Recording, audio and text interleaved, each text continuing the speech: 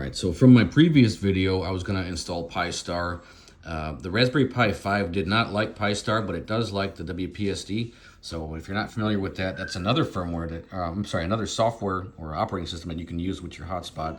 It's called the WPSD project.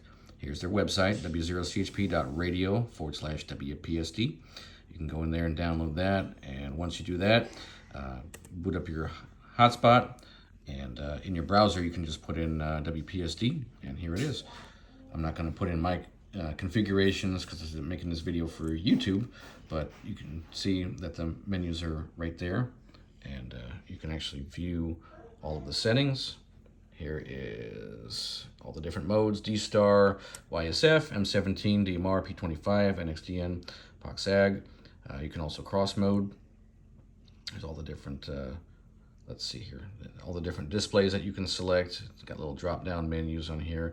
It's very much like Pi-Star. I'd say it's, I like this interface better. I like the view of it, and you can actually put in all your wireless settings and such down here. Stuff is in a little bit of a different order, so it takes some getting used to. But bottom line, they both work very well, and I'd say this project is a success. So I'm going to go ahead and I'm going to continue putting my settings in there, and now I'm going to use this hotspot on VHF. So this is a Raspberry Pi 5. The project is now complete.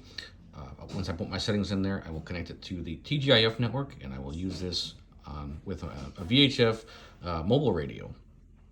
Thanks again for watching. Please don't forget to like, share, and subscribe, and get the word out there so we can continue to make videos. And please support the channel by sharing with someone else and get the word out there. Thanks again, and we hope that you'll enjoy our future content. Thank you.